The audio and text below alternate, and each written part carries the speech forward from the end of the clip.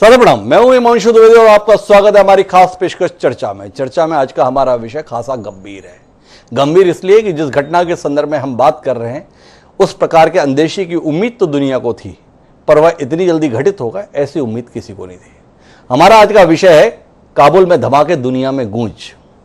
तालिबान का अफगानिस्तान में कब्जे का जो सिलसिला चल रहा है उसने पूरी दुनिया को दहशत में डाला हुआ है और कुल मिलाकर उसके तहत शुरुआत पिछले एक हफ्ते से हो चुकी थी और सिलसिला लगातार बढ़ता जा रहा है। काफ़ी मंचों के माध्यम से यह समझाने की दुनिया को कोशिश की गई थी कि अब का तालिबान 20 साल पहले के तालिबान से अलग है और अब अफगानिस्तान उस आदिम अवस्था में नहीं पहुंचेगा जिस प्रकार के अनुभव से ये दुनिया आज से 20 साल पहले गुजरी थी, जब 1996 से 2001 तक तालिबान के कब्जे में अफगानिस्तान था। लेकिन वो तमाम धारणाएं वक्त गुजरने के साथ धूल धूसरित हो रही हैं। तालिबान का चेहरा आतंकी चेहरा है, ये हर मोड़ पर साबित हो रहा है और अफगानिस्तान में कानून व्यवस्था का नहीं बल्कि अराजकता का राज बन रहा है, यह भी स्पष्ट तौर पर दिख रहा है।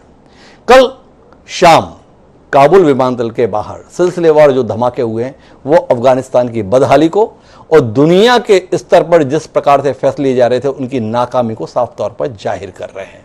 अमेरिका जिसने अफगानिस्तान से पिंड छुड़वाने की कोशिश की, नाटो के वो तमाम देश जो अफगानिस्तान को उसके हाल पर छोड़कर बाहर निकलने की कोशिश कर रहे थे, वक्त बता रहा है कि ये फैसले सही नहीं थे। जिस प्रकार से अराजकता की स्थिति अफगानिस्तान में बन रही है वो वहीं तक सीमित नहीं रह जाने वाली है। आने वाले समय में इन धमाकों की गूंज जो काबुल में कल सुनी गई है पूरी दुनिया में भी सुनाई पड़ सकती है। आज हम इसी संदर्भ में बात करेंगे। चार खास मेहमान हमारे साथ इस गंभीर चर्चा का हिस्सा बनने के लिए मौजूद हैं। उनसे आपका परिचय कराएं और दुनिया के सम्मुख एक बार फिर चुनौती बनकर उभर रहे तालिबान और अफगानिस्तान के हालात पर बात करें। उससे पहले लेकिन समय है आज के विचार सूत्र का।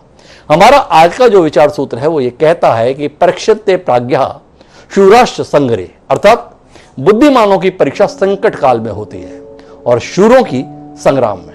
सोमदेव जी के द्वारा यह विचार हमें प्राप्त हुआ। यह बताता है कि जब संकट का समय होता है उस समय बुद्धिमत्ता की पहचान होती है। दुनिया के तमाम वो देश जो अपने आप को बुद्धिमान मानते हैं, विचारवान मानते हैं, क्षमतावान मानते हैं, उनकी परीक्षा का सिलसिला चल रहा है। जो कुछ भी अफगानिस्तान में हो रहा है उसके संदर्भ में दुनिया के देश अपने पूर्ववर्ती फैसले पर अड़े रहते हैं या बदलती हुई परिस्थितियों में किसी नए बदलाव की ओर कदम उठाते हैं। पूरी दुनिया इस ओर देख रही है। इसकी रोशनी में हम अपनी बातचीत को आगे बढ़ाते हैं और हमारे साथ इस चर्चा का हिस्सा बनने के लिए चार खास मेहमान मौजूद हैं। हमारे साथ प्रभु दयाल जी हैं जो पूर्व राजदूत हैं, विदेशी मामलों के जानकार हैं। हमारे साथ इस देश के पूर्व उप सेना प्रमुख लेफ्टिनेंट जनरल राजगादियान साहब भी खास तौर पर चर्चा के लिए जुड़े हुए हैं। हमारे साथ थोड़ी देर में शहजाद अनवर फारूकी साहब होंगे जो पाकिस्तान से हमारे साथ जुड़ रहे हैं और साथ ही देश के वरिष्ठ पत्रकारों में शुमार प्रेम कुमार जी भी हमारे साथ हैं। आप सभी का स्वागत है और चर्चा की शुरुआत मैं राज कादियान साहब से करना चाहता हूं। कादियान साहब से कल के धमाकों के संदर्भ में बतौर सैन्य विशेषज्ञ समझना चाहूंगा, ये धमाके केवल काबुल में ही गूंजे हैं या आप आने वाले समय की आहट को महसूस कर पा रहे हैं? कादियान साहब, आपको लग रहा है कि ये धमाकों की रेंज बढ़ने वाली है और पूरी दुनिया इससे महफूज नहीं रह सकती है? किस नजरिए के साथ हैं आप? हिमांशु जी, ये इस बात का संकेत है कि अफगानिस्तान अभी आतंकवाद का एक सेंटर बनेगा। जो कल हुआ है ये बहुत दुखदायक, एक दर्दनाक घटना थी, लेकिन इसको आश्चर्य इससे नहीं होना चाहिए जी। इंटेलिजेंस एजेंसी ने बाहर भी किया था। आज के दिन तालिबान जो अभी सत्ता में आने वाली है, तो कुछ 2-3 दिनों की फर्क रह गया है जी। वो तालिबान नहीं है जो 20 साल पहले थी जी। फिजिकली भी आज के तालिबान अलग अलग गुटों का एक मेल जोल है, एक किस्म से खिचड़ी है जी। दूसरी बात, इस तालिबान का मोराल 20 साल पहले से अच्छा है। ये 2 सुपर पावर को हरा चुके हैं जी। उस वक्त तरफ सोवियत यूनियन को ही हराया था। तीसरा, अफगानिस्तान की जनता भी वो नहीं है जो वहां थी। आजकल पिछले 20 साल में एजुकेशन फैली है, सोशल मीडिया फैला है, इंटरनेट रहा है, तो लोग भी एक किस्म से ज्यादा अवेयर हैं जी। तो उनके खुद खिलाफत अफगानिस्तान में होगी जी। लेकिन ये जो हमला हुआ है जैसे पहले शक था और मुझे डर है और हो सकते हैं 31 अगस्त से पहले जी। क्योंकि आईएस जिसके एक फैक्शन आईएस खोरासान प्रोविंस जिसको बोलते हैं जिन्होंने हमला किया है वो तो अमेरिका को बहुत नफरत करते हैं। जी। और जो ISIS का फाउंडर था अबू बकर बगदादी, उनको अमेरिकन ने मारा है। जी। तो वो तो अमेरिकन हार तो चुके हैं, लेकिन उनकी अभी घाव पर नमक छिड़कने की पूरी कोशिश करेंगे। जी। इससे पहले जो बड़ा हमला हुआ था वो 2011 में, जी। जो ओसामा के मारने के करीब 3 महीने बाद 6 अगस्त 2011 को हुआ था, जहां एक हेलीकॉप्टर को गिराया गया था, 30 अमेरिकन मारे गए थे। इसमें सील की वो टुकड़ी भी शामिल थी जिन्होंने ओसामा बिन लादेन को मारा था। जी। तो ये तो शुरुआत है। आईसिस कभी भी कंप्रोमाइज नहीं करेगा। ये कहना है कि ये तालिबान का हमला है शायद सही नहीं होगा, लेकिन तालिबान की परिभाषा क्या है? कौन है तालिबान में? तो उसका कोई परिभाषा नहीं। ये तो दुनिया के लिए खतरा बना हुआ है। दुनिया कुछ नहीं कर पा रही है। यूनाइटेड नेशन तो बगैर दांत की एक संस्था है जो कुछ नहीं करती, सब सलाह दे देती है कि भाई ये नरसंहार नहीं होना चाहिए, सबको ह्यूमन राइट्स मिलने चाहिए, लेकिन उससे कोई हल नहीं निकलने वाला। तो ये तो गंभीर समस्या है, दुनिया को सामना करना पड़ेगा। गंभीर समस्या है। राजकाजन साहब इस विचार के साथ में हैं, लेकिन इसके अंतर्राष्ट्रीय राजनीति के परिप्रेक्ष्य में क्या नजरिया है, इसे समझने के लिए मैं प्रभुदयाल जी आपके पास आना चाहता हूं। कल सिलसिलेवार जो धमाके हुए उसमें जानकारी ये आ रही है कि 100 से ज्यादा लोग मारे गए, 200 से ज्यादा लोग घायल हैं। मामले की गंभीरता इस कदर है कि जर्मन चांसलर अपना इजरायल का दौरा निरस्त कर वापस लौटी। अमेरिका के राष्ट्रपति जो बाइडेन तमाम लोगों के साथ लगातार बैठक कर रहे हैं। ब्रिटेन हाई लेवल की मीटिंग कर रहा है। लेकिन आश्चर्य इस बात का है कि किस भरोसे के आधार पर नाटो देश की सेनाओं ने और विशेषकर अमेरिका ने 31 अगस्त तक अफगानिस्तान को उसके हाल पर छोड़ने का फैसला ले लिया था, और जो दावे थे अमेरिका के या अन्य देशों के, उसके विपरीत हालात सामने हैं और अभी भी उस फैसले को बदले जाने के संदर्भ में कुछ हलचल दिखाई नहीं दे रही है। थोड़ा रोशनी देंगे कि आखिर ऐसी क्या मजबूरी है कि दुनिया को उसके हाल पर या उन खतरों के हवाले करके ये देश अभी भी पीछे छुड़ाने की फिराक में दिखाई दे रहे हैं। जैसा आपने कहा, ये पीछा छुड़ाने की बात है जी। और ये बहुत ताज्जुब है जी। कि किस तरह से अमेरिका ने खास तौर पर तालिबान की बातों पर विश्वास कर लिया। देखिए, अभी भी तालिबान जो कुछ कह रहा है वो झूठ से लिपटा हुआ है। तालिबान ये कह रहा है कि वो एयरपोर्ट को सिक्योरिटी प्रोवाइड कर रहा है। देखिए, 3 सिक्योरिटी रिंग्स हैं एयरपोर्ट के चारों तरफ जी। तो ये हो ही नहीं सकता कि कोई सुसाइड बॉम्बर एयरपोर्ट तक पहुंच जाए जी। इन सिक्योरिटी रिंग्स को पास करके, जब तक तालिबान उसका साथ ना दे। तो मेरा मानना है कि तालिबान ने पूरी तरह से कोऑपरेट किया है इस सुसाइड बॉम्बिंग अटैक में, क्योंकि अगर वो चाहते तो सिक्योरिटी रिंग को वो सुसाइड बॉम्बर पार ही नहीं कर सकता था। तो मेरा यह मानना है कि तालिबान जो कुछ कहे उसकी बात पर कतई विश्वास नहीं करना चाहिए। दूसरी बात यह है, ये पूरे मसले की जो जड़ है ये पाकिस्तान। मेरा ये मानना है कि पूरे फसाद की जड़ पाकिस्तान है। और जो अमेरिका और तालिबान के बीच जो बातचीत हो रही थी उसमें पाकिस्तान पूरी तरह से शामिल था। पाकिस्तान की मीठी मीठी बातों पे अमेरिका हमेशा से विश्वास करता आया है और अमेरिका को धोखा ही देता रहा है पाकिस्तान। देखिए, मैं पाकिस्तान में पोस्टेड था अर्ली 1980s में, वो जनरल जियाउ का टाइम था। अमेरिकन फोर्सेस तब पूरी तरह से अमेरिका पाकिस्तान पे विश्वास कर रही थी और यहां तक कि पाकिस्तान को न्यूक्लियर बॉम्ब भी बनाने दिया, क्योंकि वो पाकिस्तान का ताउन चाहती थी अफगानिस्तान के संदर्भ में। तो पाकिस्तान हमेशा से इस बात का फायदा उठाता आ रहा है। अब देखिए, जनरल साहब ने बिल्कुल सही कहा कि ये कई अलग अलग आतंकवादी दल हैं, लेकिन ये इनकी खिचड़ी है। असली बात यह है कि इनमें बहुत तालमेल है। इस खिचड़ी में ये सब एक साथ मिले हुए हैं और पाकिस्तान की ISI भी पूरी तरह से इनके साथ मिली हुई है। इस फसाद की जड़ें पाकिस्तान में है। ये सब इस्लामी आतंकवादी जो गुट हैं ये ISI से मिले हुए हैं, वहीं से इनको हथियार मिलते हैं, वहीं से इनकी फाइनेंसिंग होती है, ट्रेनिंग होती है, इनको पनाह मिलती है। जी। तो पहली बात तो सब देशों को पूरी तरह से इस बात से वाकिफ हो जाना चाहिए कि जब तक पाकिस्तान के कान नहीं उमेटे जाएंगे, पाकिस्तान पे सैंक्शंस नहीं लगाए जाएंगे, पाकिस्तान को कसा नहीं जाएगा, तो इस तरह की समस्या जो है वो हल नहीं हो सकती। और जैसा जनरल साहब ने कहा था, ये हुआ है भी और फिर भी होगा, क्योंकि ये पहली मर्तबा इतना बड़ा बॉम्ब ब्लास्ट हुआ है तालिबान जब वहां टेक ओवर करने की स्थिति में हुई है। लेकिन क्या इस परेशानी का ये अंत है? मेरा मानना है ये नहीं इस अंत है, और इंटरनेशनल कम्युनिटी को मिलजुल के पूरा काम करना चाहिए तालिबान की बातों पर। प्रोफेसर जी, मेरा दो बातें आपसे समझने की। एक, 31 अगस्त अर्थात आज से 4 दिन बाद की डेडलाइन है अमेरिका सैनिकों के द्वारा पूरी तरीके से अफगानिस्तान को छोड़ने के संदर्भ में दोहा समझौते के तहत। तालिबान बार बार कह रहा है इसके बाद रुकना नहीं देंगे हम, और ठीक नहीं होगा। क्या इस डेडलाइन के संदर्भ में पुनर्विचार किए जाने की जरूरत आप महसूस करते हैं? एक। दूसरा, यह समझौता इस भावना के तहत था कि अशरफ गनी की सरकार और अफगानिस्तान की फौजें अपनी सुरक्षा खुद कर पाएंगी, ऐसा जो बाइडेन बोलते थे, पर वैसा कुछ भी हुआ नहीं। अशरफ गनी देश छोड़ गए, वहां की सेना हथियार डाल चुकी। क्या ऐसे में नाटो देश की सेनाओं को और उन देशों के राष्ट्राध्यक्षों को पुनर्विचार करने की जरूरत है अफगानिस्तान के संदर्भ में, अपनी रणनीति पर, अपनी राजनीति पर, कि वहां से सीधे छोड़ दिया जाए या वापस वहां पर फोर्सेस को बढ़ाने के संदर्भ में विकल्प पर विचार किया जाए?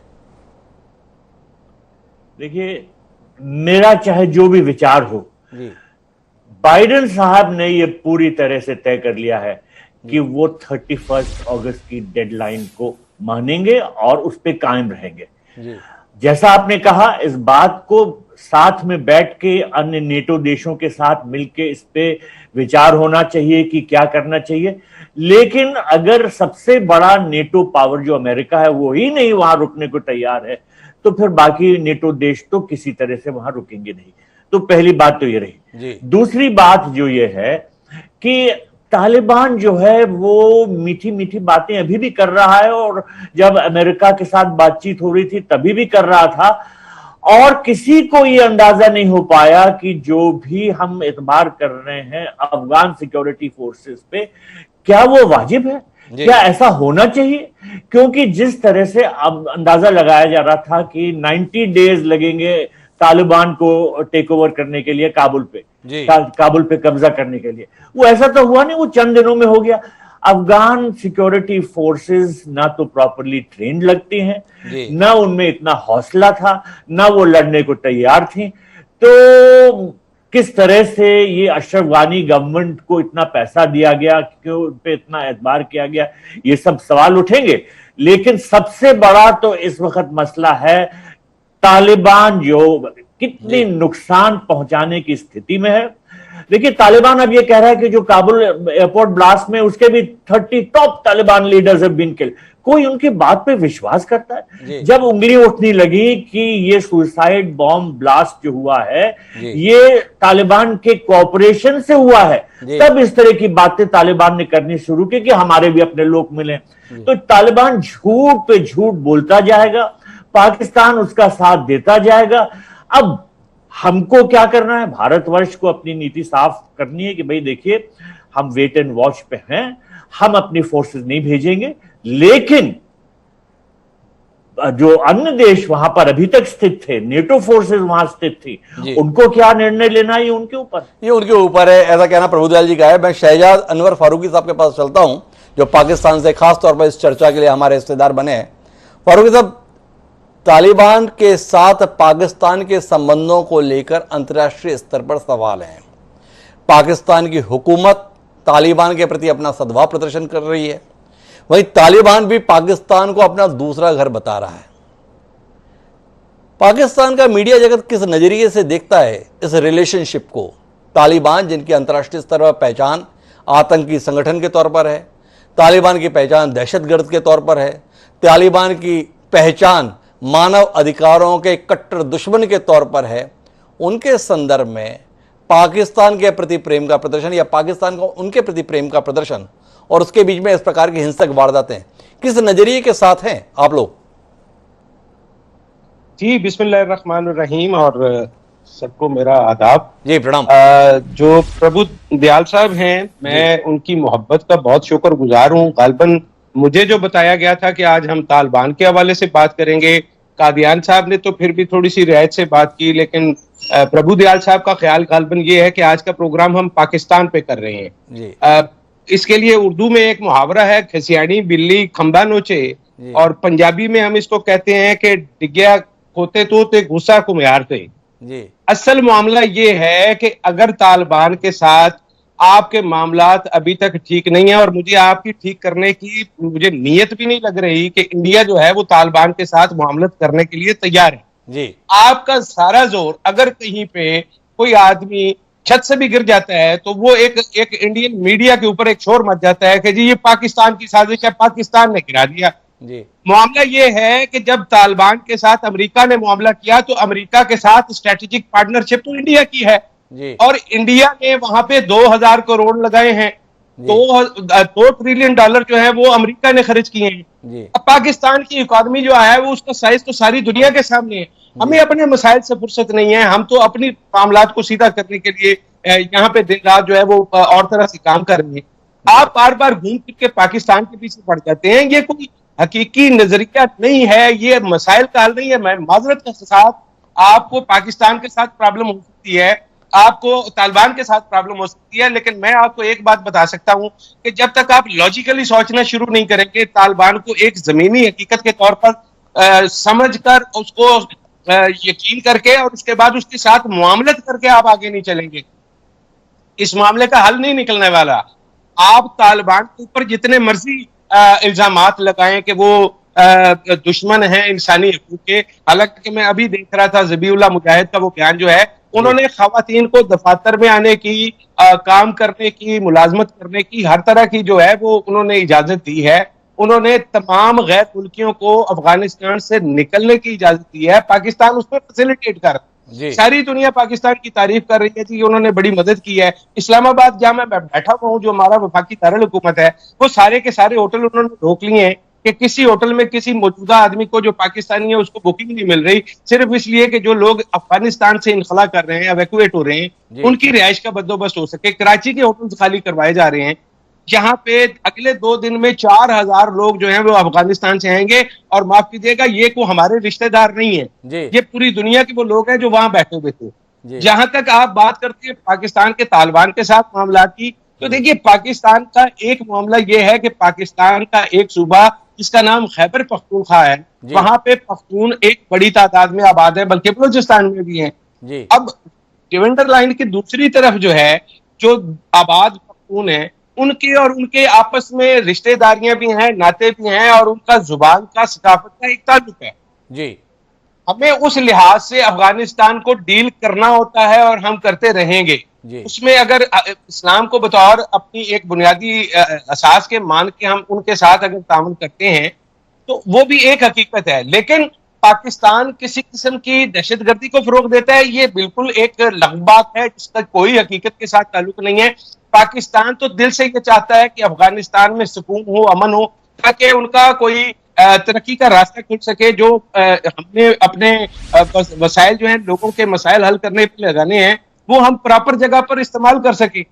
हमें अफगानिस्तान की सूरत हाल से ये बिल्कुल गरज नहीं है कि वहां पे किसकी हुकूमत आती है किसकी नहीं आती। ये जो हमला हुआ है उस पर तालिबान का वक्त ये है कि जी इसकी सिक्योरिटी तो अमेरिकी फोर्सेस के पास थी। खैर ये अब अमेरिकी जाने और अफगानी जाने जो आपस में बैठ के वहां पे बात कर रहे हैं, वहां से इनखला का फैसला हमसे पूछ के नहीं किया किसी ने, ये अमेरिकियों ने तय किया। अगर अमेरिकियों ने आपको एतमाद में नहीं लिया तो उसका इल्जाम आप पाकिस्तान को मत दें, उसके लिए आपको बात करनी चाहिए अमेरिका के फारूक साहब, मैं माफी के साथ आपको बीच में रोकते हुए एक सवाल करना चाहूंगा। आपने कहा कि अफगानिस्तान में किसकी हुकूमत रहे इससे हमें क्या लेना देना, हम तो कुल मिलाकर अच्छे रिश्ते चाहते हैं।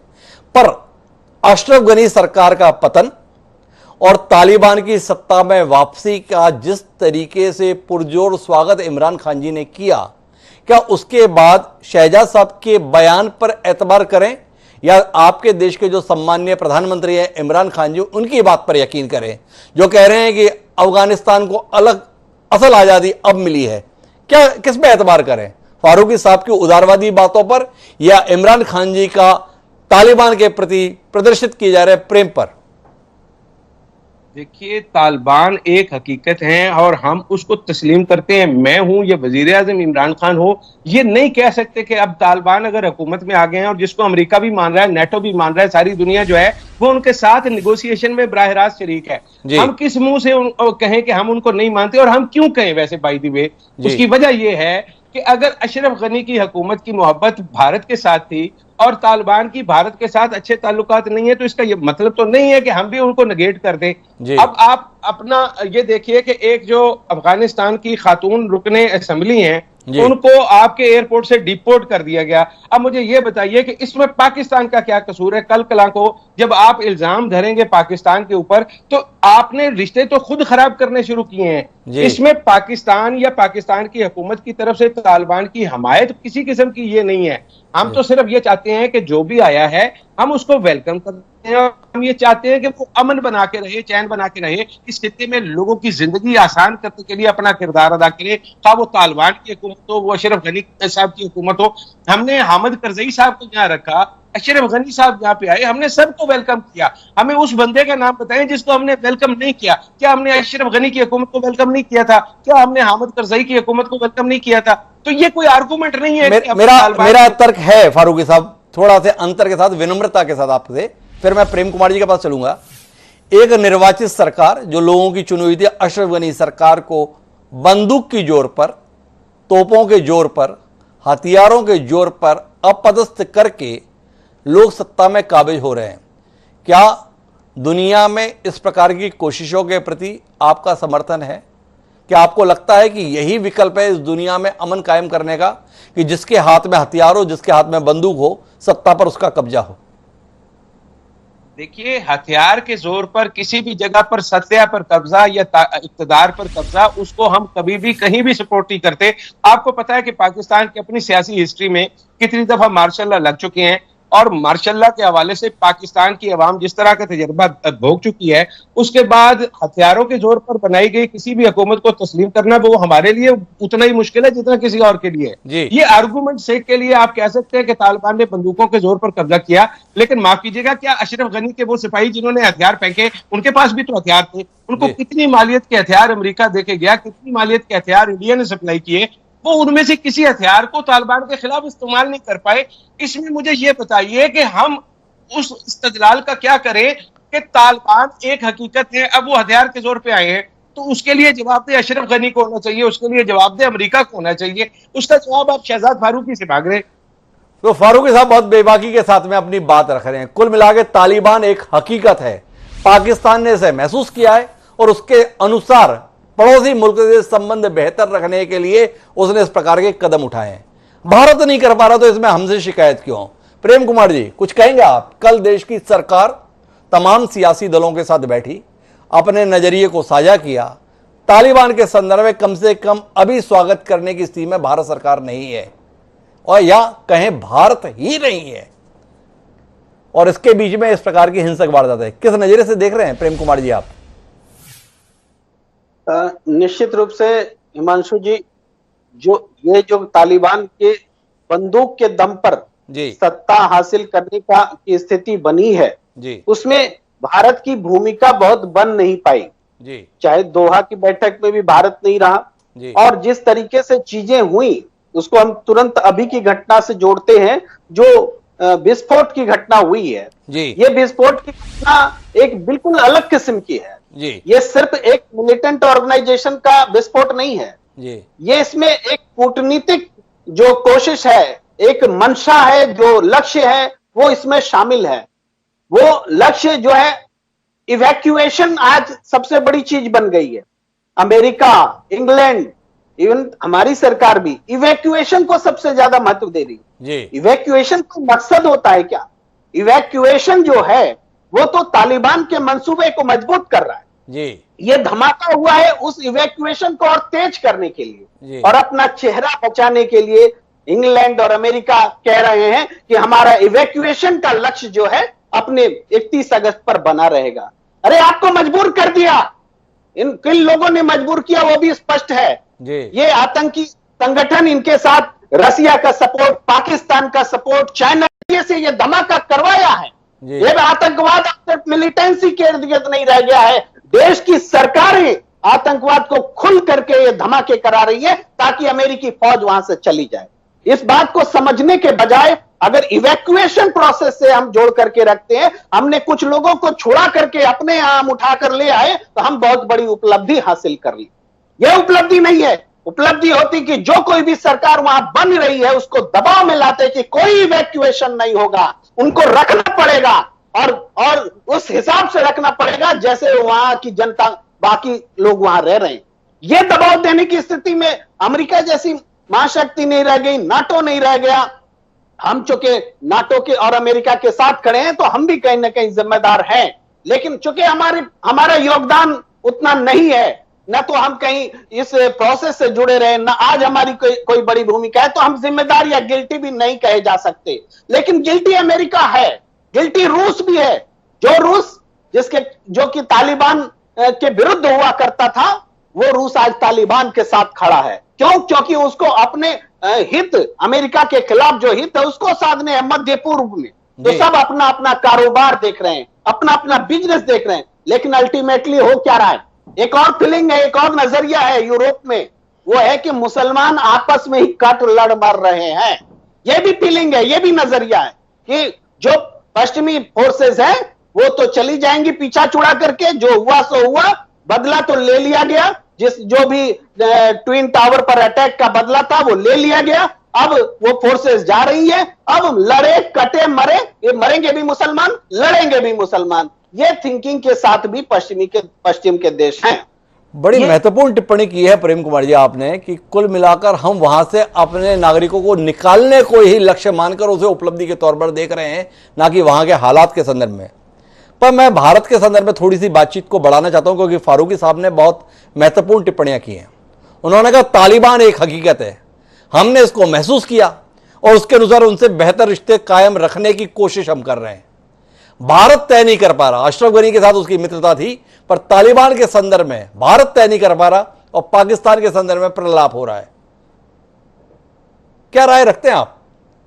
तालिबान के साथ पाकिस्तान के मधुर संबंध भारत के अंदर आने वाले समय में कितनी मुश्किल का सबब बन सकते हैं, इस संदर्भ में कोई दृष्टि साझा करेंगे प्रेम कुमार जी आप हमसे? निश्चित रूप से तालिबानी संस्कृति, तालिबानी मिलिटेंसी, तालिबान सरकार, इससे हमारी हिंदुस्तान की आवाम की हमदर्दी नहीं रही है जी। हम चुनी हुई सरकार के साथ रहे हैं, उसके जाने का गम है हम जी, और यह गम रहेगा, और यह गम जब तक रहेगा तब तक हम तालिबान सरकार को मान्यता देने में संकोच करते रहेंगे, भले दुनिया देती रहे। लेकिन हम डेमोक्रेटिक ये ताना बाना को मानने वाले देश रहे हैं और हमारे संबंध पूर्ववर्ती सरकार से रहे हैं, तालिबान से पहले की भी सरकार से रहे हैं। हम भूल नहीं सकते कि तालिबानियों ने किस तरीके से बामियान में गौतम बुद्ध की मूर्तियां तोड़ी थी। हम भूल नहीं सकते कि तालिबान ने किस तरीके से कंधार विमान का अपहरण किया था। हम भूल नहीं सकते कि उसके बाद का जो आतंकवाद का दौर चला उसमें तालिबान और पाकिस्तान तमाम देशों ने किस तरीके से हमारे देश में आतंकवाद को बढ़ावा दिया है। तो तालिबान से रिश्ते हम सामान्य कर लेंगे, ये अपेक्षा कोई नहीं कर सकता है, और हम मानते हैं कि ये इसको मान्यता देना अगर सरकार सोच रही है तो भूल होगी। हमें वक्त लगेगा इस सरकार को मानने में, हमें देखना पड़ेगा कि ये तालिबान सरकार अगर बदली भी है तो किस तरह से बदली। हमें यकीन नहीं है कि ये बदले हैं। प्रेम कुमार जी काफी स्पष्ट दृष्टि के साथ है, लेकिन कादियान साहब, मैं वहां से बातचीत आगे बढ़ाना चाहता हूं जहां पर प्रेम कुमार जी ने टिप्पणी की कि आखिर लक्ष्य क्या है। वहां पर अपने नागरिकों को बसाए रखना और उनको सुरक्षित हालात में बनाए रखना, यह किसी भी देश का लक्ष्य नहीं रह गया अफगानिस्तान के हालात में। कुल मिलाकर यह लक्ष्य है कि हम अपने नागरिकों को वहां से निकाल लें। क्या कहते हैं आप इस नजरिए के संदर्भ में? क्या वाकई ये उपलब्धि के तौर पर देखा जा सकता है? देखिए, भारत को अगर हम देखते हैं कि तालिबान को मान्यता देनी है या नहीं देनी, दो बड़ी समस्याएं हैं। एक तो हमारा सिद्धांत, हम एक डेमोक्रेसी हैं, हम किसी ऐसी सरकार को मान्यता नहीं दे सकते जो कंधे पर बंदूक रख के जिन्होंने सत्ता संभाली है। इसीलिए हमने अफगानिस्तान की उस सरकार को मान्यता दी थी जो इलेक्शन में जीत के आई है, चाहे वो इलेक्शन सही हो गलत हो वो उनका इंटरनल मामला है जी। दूसरा, हालात ऐसे हैं कि हम तालिबान को आज के दिन मान्यता नहीं दे सकते, तो खून खराबे में बिलीव करते हैं औरतों को उनके हकूक नहीं दे रहे, जो कि हमारे मेन मूल सिद्धांत थे। तो मैं नहीं समझता आजकल के माहौल में भारत किसी भी किस्म से तालिबान सरकार या तालिबान सरकार तो अभी बनी भी नहीं है, उनके आपस में डिफरेंसेस हैं अभी तो जी, कि उनको कोई मान्यता दे सके। जहां तक हमारे नागरिक वहां हैं या हमारे सपोर्टर वहां हैं, कुछ काफी अफगानिस्तान स्टूडेंट हमारे पास हैं, उनकी प्रोटेक्शन देना हमारी जिम्मेवारी है और काफी हद तक हम वो कोशिश कर रहे हैं। ये समस्या सिर्फ भारत की नहीं है, अमेरिका की भी है, ये दूसरे देशों के भी है। अमेरिका भी जो उनके सपोर्टर थे सबको नहीं ले जा पाएगा 31 अगस्त तक। अगले 3-4 दिन में तो अपने फौजों को निकालने में उनके एफर्ट लग जाएगा। तो ये भारत के अकेले समस्या नहीं है। जहां तक फारूकी साहब ने कमेंट दिया था प्रभु दयाल जी के बयान पर, देखिए जहां आतंकवाद का जिक्र आएगा पाकिस्तान का जुड़ना तो संभावित है जी। पाकिस्तान तो आतंकवाद का गढ़ रहा है। पाकिस्तान ने भारत को नुकसान पहुंचाने के लिए आतंकवाद के कंधे पर अपनी डिफेंस पॉलिसी, अपनी सिक्योरिटी पॉलिसी और फॉरेन पॉलिसी चलाई। बॉम्बे अटैक में अजमल कसाब पकड़ा जाता है, खुद उनके प्रधानमंत्री नवाज शरीफ मानते हैं कि ये पाकिस्तानी है। जब पुलवामा अटैक होता है तो 24 घंटे के अंदर अंदर इनके अजहर मासूद जो अभी भी पाकिस्तान में रह रहे हैं या अफगानिस्तान में भेज दिए हो तो पता नहीं, उन्होंने जिम्मेवारी ली है जी। तो वो पाकिस्तान ओसामा बिन लादेन को छुपाते हैं, अमेरिका से डॉलर ले रहे हैं, 15 बिलियन ले गए, यही तो ट्रंप ने रोना रोया था और उसको छुपा कर रखते हैं। तो पाकिस्तान को तो किसी हद तक आतंकवाद से अलग नहीं छोड़ा जाता। मेरी एक ही सलाह फारूकी साहब से, अगर आप पूरी सृष्टि लेते हो, एक ही जानवर ऐसा जिसको आप पालतू नहीं रख सकते, वो है सांप। और तालिबान और सांप में कोई फर्क नहीं है। अभी भी पाकिस्तान को नुकसान हुआ, आगे से और भी होगा। अभी वो शायद सोच रहे हैं कि सिर्फ भारत को नुकसान पहुंचा पाएंगे इनसे मिलकर, लेकिन आखिरकार वो तो खून खराबे वाले आदमी हैं, जहां मौका मिलेगा खून खराबा करेंगे और वो पाकिस्तान में भी होगा। पाकिस्तान को इसका लंबे अरसे में ज्यादा नुकसान होगा। पर कादियान साहब, इस दृष्टि पर आप क्या कहते हैं? जो प्रेम कुमार जी कह रहे हैं कि ये धमाके कराए इसलिए गए ताकि जो विदेशी नागरिकों का वहां से निकालने का सिलसिला है और तेज गति से हो और जल्दी से जल्दी सेनाएं अफगानिस्तान की सरजमी को छोड़ दें, ताकि तालिबान अपनी मर्जी के मुताबिक, अपने मिजाज के मुताबिक देश को चला सके, अपनी गतिविधियों को संचालित कर सके। कुछ गंभीरता लगती है आपको प्रेम कुमार जी के इस आकलन में? सब देशों ने कहा है कि वो अपने नागरिक भी निकालेंगे और अपने सपोर्टर भी जी। अमेरिका ने कहा है, लेकिन मुझे नहीं लगता वो पूरे अपने सपोर्टर को भी निकाल पाएंगे। अगर वो 31 अगस्त की तारीख को आगे बढ़ाते हैं, जिसमें और समस्याएं होंगी, पहले कर सकते थे लेकिन अभी शायद बहुत देर हो गई है जी। तो ये दुविधा सबकी है। अमेरिका को तो ज्यादा सपोर्ट मिली थी अफगान लोगों की, उनके इन्फॉर्मर वहां थे, उनके सपोर्टर वहां थे, जिन्होंने उनकी सेना को मदद की थी। भारत के भी सिंपैथी है उन लोगों के साथ।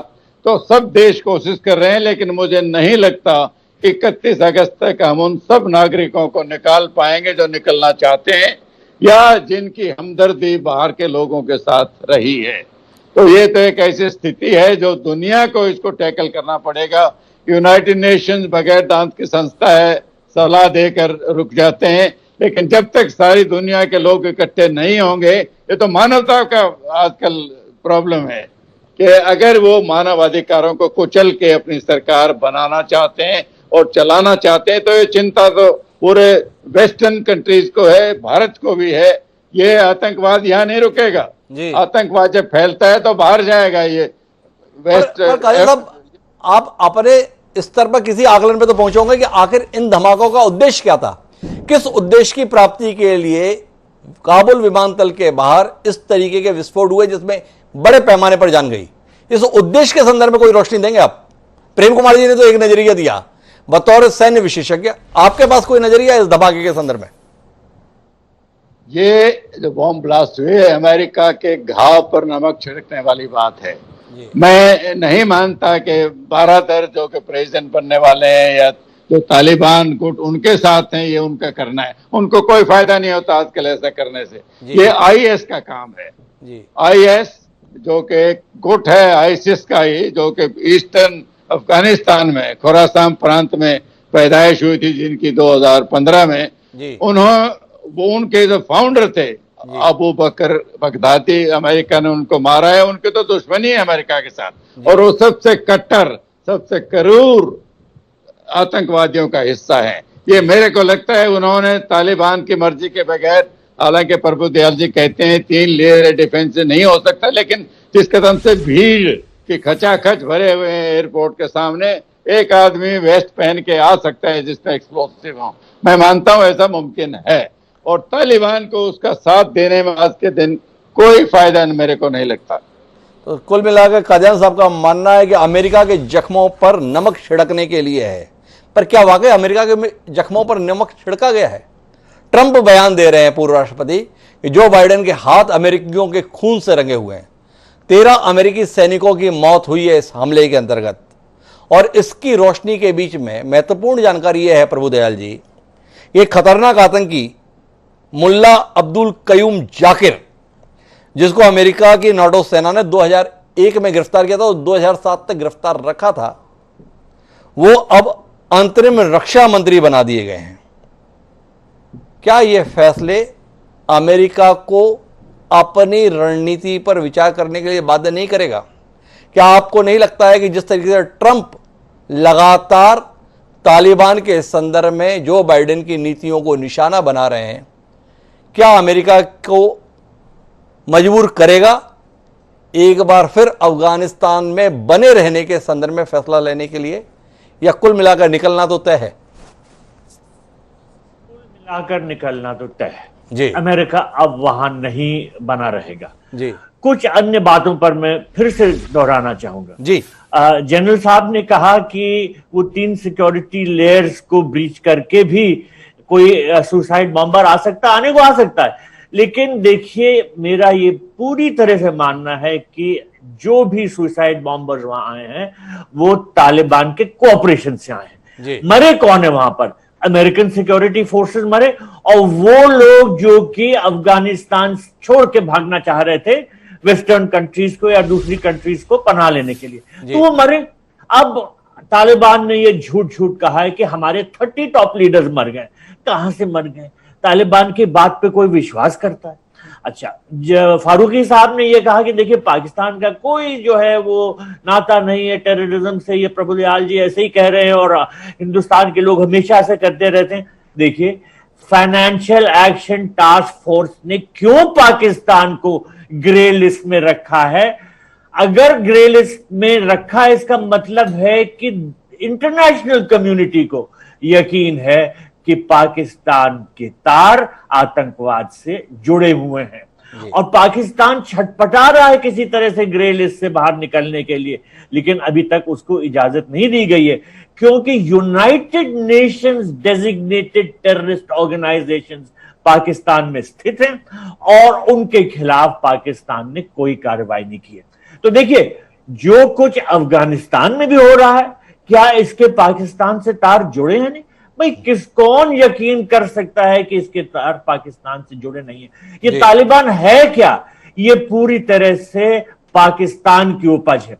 पाकिस्तान ने इसको पैदा किया है, फाइनेंस किया है, ट्रेन किया है, वेपनरी दी है और अपने इंटरेस्ट के लिए इस्तेमाल किया है। अफगानिस्तान में पाकिस्तान के क्या इंटरेस्ट है? अपनी स्ट्रेटेजिक डेप्थ बढ़ाना और उस टेरिटरी को पूरी तरह से अपने कंट्रोल में रखना, जो वो तालिबान के साथ काम करके कर रही है। अब जैसा आपका ये सवाल था कि क्या अमेरिकन फोर्सेस अभी भी वहां बनी रहेंगी या उसको छोड़ के चली जाएंगी, देखिए मैं कई बार अमेरिका जाता रहा हूं, वहां पोस्टेड भी था। अमेरिकन पीपल नहीं चाहते हैं कि उनके सैनिक अफगानिस्तान में लड़ते रहें। ज्यादातर लोगों का यह मानना है कि हमारे फोर्सेस वहां पर क्यों मर रहे हैं। अब जब अमेरिकन फोर्सेस की जाने की बात हुई और अफगानिस्तान गवर्नमेंट कैपिटुलेट कर रही, तो और लोगों ने यह कहना शुरू किया कि अफगान सिक्योरिटी फोर्सेस अगर लड़ने को तैयार नहीं है तो अमेरिकन सिक्योरिटी फोर्सेस वहां क्यों रहे और मरे। तो ये जो हादसा हुआ, ये जरूर अमेरिका पे दबाव डालने के लिए हुआ है जी, और ये जाहिर करने के लिए कि अमेरिकन सिक्योरिटी फोर्सेस वहां सेफ नहीं है। और चाहे 14 मरे हो, चाहे 13 मरे हो, कुछ अलग अलग फिगर्स आती रहती हैं, लेकिन कुछ अमेरिकन सिक्योरिटी पर्सनल मरे हैं, इस बॉम्ब ब्लास्ट में, और अमेरिकन गवर्नमेंट पे ये प्रेशर बन रहा है और बढ़ रहा है कि वो जल्दी से जल्दी छोड़ें। पर प्रभुदयाल जी, मैं शहजाद अनवर फारूकी की उस स्पष्टता पर आपसे दृष्टि जाऊंगा। शहजाद साहब का कहना है कि तालिबान एक हकीकत है, उस हकीकत को हमने महसूस किया और उसके अनुसार व्यवहार करने की चेष्टा की। भारत ये नहीं समझ पा रहा है या भारत अपने संबंध बेहतर उनसे नहीं कर पा रहा है, तो हम पे दोषारोपण कर रहा है। तालिबान की हकीकत को समझ पाने में क्या हम लोग नाकाम हैं? तालिबान के वजूद को समझ पाने में क्या नाकाम है? और अगर हम उस हकीकत और वजूद को समझ पा रहे हैं तो फिर ताल्लुक स्थापित करने के संदर्भ में विलंब हमारा सोचा समझा फैसला है। हम कीमत चुकाने के लिए तैयार हैं, पर अपने सिद्धांतों से समझौता करने के लिए नहीं। क्या इस रूप में हम अपने देशवासियों को आश्वस्त कर सकते हैं? हिमांशु जी, भारत की सरकार ने जरूर कोशिश की है तालिबान के साथ संबंध बनाने की और कुछ तरह से बातचीत करने की, लेकिन इस बात में रुकावटें आती रही हैं तालिबान की तरफ से। और क्योंकि पाकिस्तान नहीं चाहता रहा है कि तालिबान किसी तरह से भी भारत के साथ बातचीत करे, और वो तालिबान को अपनी तरफ ही खींचता रहा है। देखिए, पाकिस्तान फॉरेन मिनिस्ट्री के स्पोक्समैन ने 2-3 साल पहले ये साफ तौर पे कहा था, जब सवाल उनसे किया गया कि भारत का अफगानिस्तान में क्या रोल होगा, तो उनका कोई रोल नहीं होगा। We do not see any role for India in Afghanistan. तो पाकिस्तान की तो ये नीति रही है कि किसी तरह से भारत को वहां पर अफगानिस्तान में किसी तरह का रोल ना मिल पाए। और जब तालिबान से बातचीत की बात हो तो कैसे पाकिस्तान, जो तालिबान का फाइनेंसर है, उसका बैकर है, जिसने तालिबान को उपज किया है, तो वो कैसे इजाजत देगा कि भारत के साथ तालिबान के अच्छे समझौते हो जाएं? तो मेरा ये बार बार ये कहना है कि पूरे फसाद की जड़ पाकिस्तान को हर बात के लिए जिम्मेदार मानते हैं। शहजाद साहब की बात की पुष्टि कर रहे हैं प्रभुदयाल साहब, लेकिन मैं फारूकी साहब आपसे उस आशंका पर विचार को समझना चाहूंगा जिसके भारत में ये बात खास तौर पर कही जाती है कि तालिबान से भारत को जो खतरा है, आशंकाएं अपनी जगह है, पर आने वाले समय में पाकिस्तान के लिए तालिबान अपने आप में एक बड़ा खतरा रहेगा। तालिबानियों की जो फितरत है, जो तरीके हैं, उसके अंतर्गत पाकिस्तानी भी महफूज नहीं रह सकते। इस आशंका के संदर्भ में आप वहाँ के बड़े जहीन पत्रकार हैं, बहुत स्पष्ट तौर पर अपनी बात रखते हैं। तालिबान को लेकर पाकिस्तान का अवाम और पाकिस्तान का मीडिया किस राय के साथ में है? क्या कोई भविष्य को लेकर आशंका, कोई भय, कोई डर महसूस करता है, या आश्वस्त है कि नहीं, पूरी दुनिया में कुछ भी करे पर पाकिस्तान में तालिबान कुछ नहीं करेगा? ये कैसे मुमकिन है कि आप ये कह दें कि हम इस हवाले से मुतमईन हो सकते हैं? आपको पेशावर का जो एपीएस का वाकया है, जिसमें हमने नन्हे मुन्ने बच्चों की सैकड़ों की तादाद में जान गंवाई, हमने 72,000 से ज्यादा जो जाने हैं वो दहशतगर्दी के खिलाफ इस जंग में दिए। आपके ख्याल में हम में से कोई भी आदमी इतनी नामाकूल बात पर कैसे यकीन कर सकता है कि हम सेफ हैं या हमें किसी तरफ से कोई खतरा नहीं है? देखिए, खतरा सबके लिए है और सबके साथ है ये खतरा। जहां तक रही बात तालिबान की, और दयाल साहब ने इस पे बड़ी तफसील से रोशनी डाली और उन्होंने कहा कि पाकिस्तान ने इनको पैदा किया, पाकिस्तान ने इनको बनाया। माफी चाहता हूं जनाब, आप थोड़ा सा हिस्ट्री पे गौर कर लें। ये 78 के बाद सोवियत यूनियन के सामने मज़ामत का फैसला जो है वो अफगानियों का अपना फैसला था। अमेरिका उसमें कूद पड़ा। अमेरिका की जो साबिक सेक्रेटरी ऑफ स्टेट हैं हिलरी क्लिंटन, उन्होंने कहा कि हमने तालिबान खुद बनाए, हमने उनके साथ वहां जाके जंग लड़ी और उसके बाद हमने उनको तनहा उनके हाल पर छोड़ दिया। तो ये बनाने वाले कोई और हैं, इनको चलाने वाले कोई और हैं। पाकिस्तान जो है वो सिर्फ इसलिए कि उसकी हमसायगी में है और उनका मजहब हमारे साथ है, उसकी बुनियाद पर आप अगर पाकिस्तान को मुर्दे इल्जाम ठहराएंगे तो ये कभी भी मंतकी आपका अंदाज़े फिक्र नहीं कहलाएगा। मैंने माफी के साथ बीच में रोकूंगा अनवर फारूकी साहब, और इस विनम्रता के साथ में कि आप अन्यथा नहीं लेंगे। ये टिप्पणियां इसलिए हो जाती हैं कि जब ओसामा बिन लादेन को पूरी दुनिया में खोजा जाता है और वो पाकिस्तान में पाया जाता है और रातों रात अमेरिका फौजें उसे ढूंढकर वहां पर मौत के घाट उतारती हैं, तो फिर संदेह पैदा हो जाता है कि आखिर ऐसे कैसे संभव हुआ कि दुनिया का मोस्ट वांटेड आतंकी पूरी दुनिया में अगर अपने आप को महफूज पाया, सुरक्षित पाया, तो पाकिस्तान में पाया।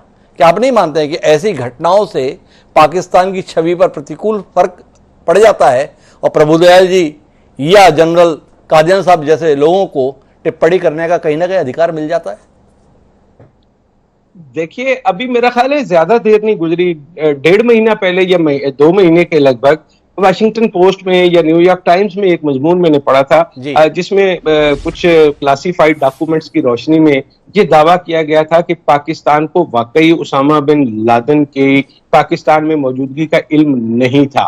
और ये उन कागजात का जायजा लेने के बाद जो कि उसामा बिन लादेन के हवाले से जो ऑपरेशन इन्होंने किया था उसका जायजा लेने के बाद, उन कागजात का जायजा लेने के बाद ये बात कही गई थी और पूरी जिम्मेदारी से कही थी। इसकी किसी तरफ से तरदीद नहीं है अमेरिका की तरफ से, और अमेरिका ने उनको ढूंढा और अमेरिका ने उनको मारा।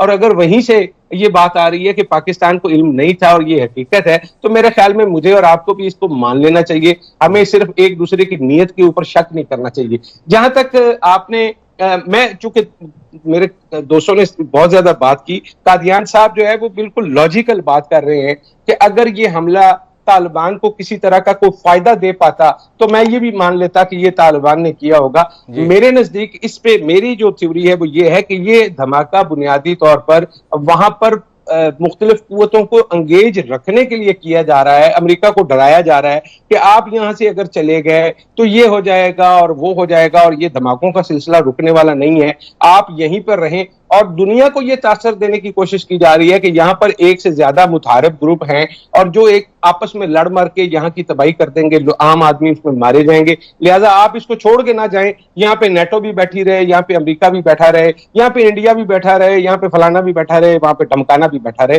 तो ये एक माहौल बनाने की बात है, लेकिन मेरे नजदीक इसका वक्त गुजर चुका है क्योंकि इससे अब कोई फायदा होने वाला नहीं है। तालिबान जो कि इस वक्त दुनिया की नजर में अच्छा बनने की कोशिश कर रहे हैं, और मैं मानता हूं कि वो अच्छा बनने की कोशिश कर रहे हैं, वो इसलिए कि वो अगर खवातीन के हकूक के हवाले से यकीन दहानी करवाते हैं, वो सबको आम माफी का ऐलान करते हैं और वो नौकरियों पर जाने की इजाजत देते हैं, हिजाब और हिजाब के अलावा जो मामलात हैं उस पर भी अपना ख्याल दुनिया के सामने रखते हैं।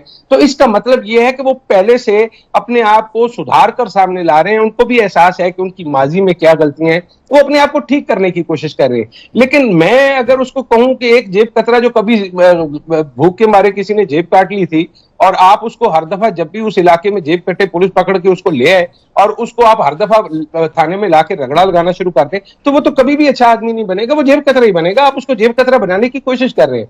जहां तक बात है कि पाकिस्तान को ग्रे लिस्ट में क्यों रखा हुआ है, तो मैं उसका जवाब दे देता हूं कि जितनी मालियत की जितनी ट्रांजैक्शनें पाकिस्तान के हवाले से आप सामने रखते हैं, उससे कम से कम 4 गुना ज्यादा मालियत की जो 6 गुना ज्यादा ट्रांजैक्शंस हैं वो भारत से रिपोर्ट हुई हैं जनाब। ये पूरी दुनिया के रिकॉर्ड पर मौजूद है। ये अलग बात है कि आपके हवाले से वो कार्रवाई नहीं होती। ये ऐसे ही है जैसे बरतानिया ने आपको रेड लिस्ट से निकाल दिया है, पाकिस्तान को रखा हुआ है। आपके यहाँ जो डेल्टा वायरस है जिसको सबसे खतरनाक हम मान रहे हैं, जिससे हम भी डर रहे हैं, उस मुल्क को बरतानिया ने आने के लिए कहा है कि हाँ वो आ सकते हैं, वो रेड लिस्ट पे नहीं है, और हमें उन्होंने रेड अलर्ट पे रखा हुआ है। हालांकि हमारे यहाँ शरह जो है कोरोना की वो उतनी ज्यादा नहीं है और ना ही हमारा डेथ टोल उस तरह का खौफनाक है। ये दुनिया के देखने का अंदाज है और मैं ये मानता हूं कि हमारे साथ ये इम्तियाजी सलूक होता चला आ रहा है और मुझे अब तकरीबन इसकी आदत सी हो गई है और हमारी नस्लों को भी इसकी आदत हो गई है। लेकिन मैं आपको एक बात बताऊं कि जब सूरज निकलता है तो उसको बड़ी देर तक आप झुटला नहीं सकते। अल्टीमेटली आपको मानना पड़ेगा कि दिन हो गया है और सूरज निकल आया है। पाकिस्तान अगर ये कह रहा है कि वो दहशतगर्दी में इन्वॉल्व नहीं है और वो नहीं होना चाहता, तो वो दिल से कह रहा है, क्योंकि पाकिस्तान अपने मुआशी मसाइल को हल करना चाहता है, वो तरक्की की शाहराह पर बढ़ना चाहता है। जहां तक बात की आपने अजमल कसाब की, तो अजमल कसाब के साथ आप कुलभूषण यादव को क्यों भूल जाते हैं? ये सारी चीजें साथ साथ रखें। देखें, अपने माजी को देखकर हाल में बेहतर रवैया अख्तियार करें ताकि हम अपने मुस्तकबिल को बेहतर कर सकें। मैं और आप अगर एक दूसरे को मुर्दे इल्जाम ठहराते रहेंगे तो इससे ना तो इंडिया के अवाम का कोई भला होगा, ना पाकिस्तान के अवाम का कोई भला होगा। फारूक साहब, आपने कई बातों पर बड़ी तफसील से रोशनी डाली, पर एक सवाल कहीं ना कहीं अनुत्तरित रह गया है। वह है कि क्या पाकिस्तान कहीं आशंका महसूस करता है तालिबान को लेकर कि तालिबान भविष्य में पाकिस्तान के लिए भी खतरे का सबब बन सकता है, या इस बात को आप पूरी जगह खारिज करते हैं कि सबके लिए जो भी हो, पाकिस्तान को कम से कम तालिबान से कोई खतरा नहीं हो सकता। इस पे क्या नजरिया है, ये बात आपसे समझनी थी। खतरा क्यों नहीं हो सकता भाई? हम तो तालिबान से ये कह रहे हैं कि जो टीटीपी है, तहरीके तालिबान पाकिस्तान, उसको पाकिस्तान के खिलाफ ऑपरेट करने के लिए अफगानिस्तान अपनी जमीन इस्तेमाल न करने दे। इसका क्या मतलब है? इसका मतलब ये है कि हमें इस हवाले से बड़े शदीद किस्म के तहफ़्फ़ुज़ात हैं, सीरियस किस्म के कंसर्न्स हैं हमारे, और उनको एड्रेस किया जाना चाहिए। हम उनसे मुतालबा कर रहे हैं कि अफगानिस्तान की जमीन जो है वो हमारे खिलाफ इस्तेमाल ना हो। तो उसका क्या मतलब है? उसका मतलब यही है कि हमें भी खतरा है कि वहां से कुछ ना कुछ हमारे हवाले से भी हो सकता है। इत्तेफाक रखते हैं कि तालिबान से ऐसा नहीं है कि पाकिस्तान कहीं पूरी तरह से आशान्वित है, आशंकित है। उसे भी लगता है कि कोई मौका ऐसा हो सकता है जिसमें अफगानिस्तान से पाकिस्तान के खिलाफ कोई षड्यंत्र हो जाए। कुछ हस्तक्षेप करना चाह रहे हैं प्रभुदयाल जी, एक बार उनकी बात सुनते हैं और फिर प्रेम कुमार जी के पास चलते हैं। जी प्रभुदयाल जी, आप कुछ हस्तक्षेप करना चाह रहे थे। पहली बात, जो पाकिस्तान में पेशावर में वो जो एक स्कूल में बच्चों की मौत हुई थी जी, वो एक्सप्लोजन पाकिस्तान तालिबान ने किया था, अफगानिस्तान तालिबान नहीं। दो अलग अलग तालिबान है। अफगानिस्तान तालिबान को तो पाकिस्तान गवर्नमेंट गुड टेररिस्ट कहती है, और जो पाकिस्तानी तालिबान है जिन्होंने वो एक्सप्लोजन किया था उनको वो बैड टेररिस्ट कहती है। तो पाकिस्तान गवर्नमेंट गुड टेररिस्ट और बैड टेररिस्ट में थोड़ा सा फर्क करती है। दूसरी बात, जो फारूकी साहब कह रहे थे मुझे हिस्ट्री पढ़नी चाहिए, तारीख पढ़नी चाहिए। देखिए, अमेरिकन गवर्नमेंट ने मुजाहिदीन का समर्थन किया था, क्रिएशन किया था। मुजाहिदीन का इस्तेमाल करके उन्होंने सोवियट्स को हटाया था। मुजाहिदीन गवर्नमेंट को तालिबान ने हटाया था। तालिबान गवर्नमेंट को पाकिस्तान ने क्रिएट किया था। और जब तालिबान की वहां सरकार बनी तब वहां पर अलकायदा का बेस हुआ, और जब 9/11 का अटैक हुआ तो अमेरिकन ने अटैक करके तालिबान की गवर्नमेंट को हटाया। तो तालिबान गवर्नमेंट और मुजाहिदीन गवर्नमेंट में बहुत फर्क है। अमेरिकन ने मुजाहिदीन को की पैदावार की थी, पाकिस्तान ने तालिबान को पैदा किया। दोनों बिल्कुल अलग बातें हैं, ये प्रभुदयाल जी का कहना है। मैं वापस प्रेम कुमार जी आपके पास रुख लेता हूं, और शहजाद अनवर फारूकी साहब की राय बिल्कुल अलग है। आपका नजरिया, प्रभुदयाल जी का नजरिया बिल्कुल अलग है। फारूकी साहब का कहना है ये धमाके इसलिए हैं कि चाहते हैं कि अमेरिका या नाटो की सेनाएं बनी रहें, इसलिए वहां पे इस प्रकार के धमाके हुए हैं। आप लोग अलग नजरिए के साथ थे, जल्दी से जल्दी भाग जाएं इसलिए धमाके हैं। क्या फारूकी साहब की बातें आपको पुनर्विचार करने के लिए बाध्य करती हैं, रीथिंक करने के लिए, आत्मचिंतन करने के लिए कि क्या है इसके पीछे, और कौन है वो लोग जो ये चाहते हैं कि सेनाएं बनी रहें और उसके लिए कम से कम 100-200 लोगों को मारना जरूरी है? हिमांशु जी, फारूकी साहब जो कह रहे हैं, शहजाद साहब जो कह रहे हैं जी, वो ये कह रहे हैं कि अमेरिकी सेना वहां बनी रहे, इसीलिए अमेरिकी सेना पर ही हमला किया जाए जी। जो लोग अफगानिस्तान छोड़ रहे हैं उन पर हमला किया जाए जी। ये मकसद तो कंट्राडिक्टरी दिखता है जी। अगर अमेरिकी सेना पर हमला न करके किसी दूसरे इलाके में हमला होता, जो कि अफगानिस्तान भाग रहे हैं उन पर नहीं होता, अमेरिकी सेना पर नहीं होता, तब तो ये बात कही जा सकती थी कि जगह जगह हमले हो रहे हैं और देखिए अशांति है, आप अमेरिकी फौज, आपकी जरूरत है, आप अफगानिस्तान में ठहर जाइए। लेकिन ऐसा नहीं है। मैं प्रेम जी बीच में रोकता हूं। हजारों किलोमीटर दूर अमेरिका अफगानिस्तान तब आया जब वर्ल्ड ट्रेड टावर पर हमला हुआ अलकायदा का, और अलकायदा ने अपना गढ़ अफगानिस्तान में बनाया हुआ था, इसलिए तालिबान के खिलाफ अमेरिका ने हमला किया। अभी तो अमेरिका के ऊपर अफगानिस्तान में ही हमला हो गया, उसकी फौज पर हमला हो गया, उसके 13 या 14 सैनिक मारे गए। क्या यह अपने आप में अमेरिका को बाध्य नहीं करता, जो अपने कुछ नागरिकों की मौत को लेकर हजारों किलोमीटर की यात्रा करके पहुंच गया था अफगानिस्तान? अब उसे अफगानिस्तान में उसके सैनिकों की कब्र बना दी जा रही है, और जो लोग बना रहे हैं वो सत्ता पे काबिज होते हुए दिखाई दे रहे हैं। क्या ये अमेरिका के लिए चुल्लू भर पानी में डूब मरने वाले हालात नहीं है? जो अमेरिका दावा करता है दुनिया की महाशक्ति होने का, उसे उसकी औकात दिखाई जा रही है। क्या आपको नहीं लगता है कि यह घटना अमेरिका को पुनर्विचार के लिए बाध्य करेगी? ट्रंप अगर ये चिल्ला रहे हैं कि जो बाइडेन तुम्हारे हाथ खून से रंगे अमेरिकन सैनिकों के, क्या यह अपने आप में बाध्य नहीं करेगा अमेरिका को?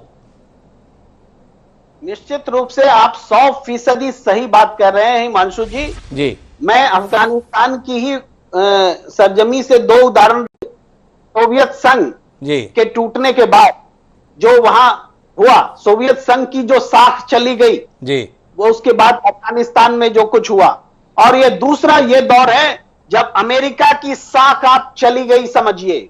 अब अमेरिका की महाशक्ति के रूप में वो साख नहीं बची है। ये इसकी आप पुष्टि कर रहे हैं अपने सवालों से। और अमेरिका अगर उस साख को बचाए रखना चाहता तो इस धमाके की गूंज का मतलब उसके लिए इवैक्यूएशन नहीं होता, इसका मतलब होता कि यहां रुको और ऐसी ताकत को हमेशा के लिए सुला दो, तब हम जाएंगे। लेकिन वो जज्बा खत्म हो गया है, अमेरिका की साख खत्म हो गई है। जियो पॉलिटिकल सिचुएशन में अमेरिका की जो पोजीशन होनी चाहिए थे वो हो रहा है। ये उसका मतलब है। मैं आखिरी बातचीत के लिए कादन साहब आपके पास आता हूं और आपसे बतौर सैन्य विशेषज्ञ जानना चाहूंगा। एक एक सैनिक महत्वपूर्ण है हमारे लिए, ये तमाम देशों की हुकूमतें बोलती हैं। आज अफगानिस्तान में 14 अमेरिकी सैनिकों की कब्र बना दी गई है।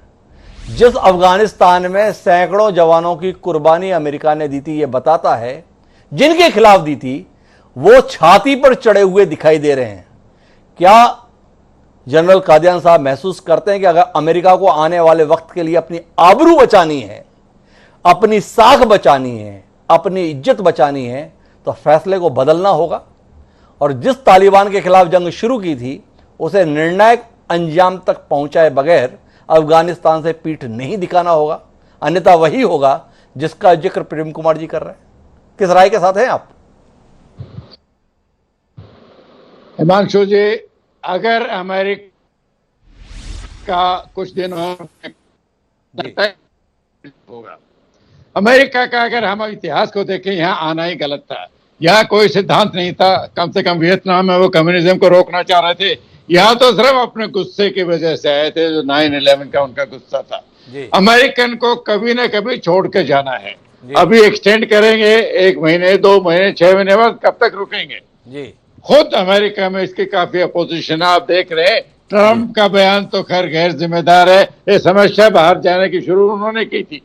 हाँ, बाइडेन के टाइम पर जो जिस तरीके से वो निकल के गए वो तरीका शायद बेहतर हो सकता था। सबसे पहले उन्होंने अपना सबसे मजबूत बागराम बेस को छोड़ा, जिससे अफगान की सेनाओं का भी मोराल बिल्कुल नीचे हो गया। लेकिन अभी अमेरिका मैं नहीं समझता कि और एक्सटेंड करेगा, और तरीके वो शायद इस्तेमाल कर सकते हैं, वो भी मुश्किल है। अमेरिका की ताकत एयर पावर की है, आज के दिन वो करते हैं तो लॉट ऑफ कोलैटरल डैमेज बहुत होगी। तालिबान तो मिले जुले हैं पब्लिक के साथ, तो उनकी दुविधा बड़ी है, लेकिन वो अभी एक्सटेंड नहीं करेंगे। अभी वो सिर्फ अपने सैनिकों को निकाल के ले जाएंगे। मानना है कि अमेरिका में वो जज्बा ही नहीं बचा है जिसके तहत वो ऐसा कोई कदम उठाए। लेकिन कुल मिलाकर तात्कालिक रूप से अफगानिस्तान में जो कुछ भी घटित हो रहा है वो भविष्य के लिए चिंता पैदा करने वाला है। अगर अमेरिका विश्व में अपने वर्चस्व को बनाए रखना चाहता है तो उसके लिए व्यवस्था है कि वो अपनी नीति पर विचार करे।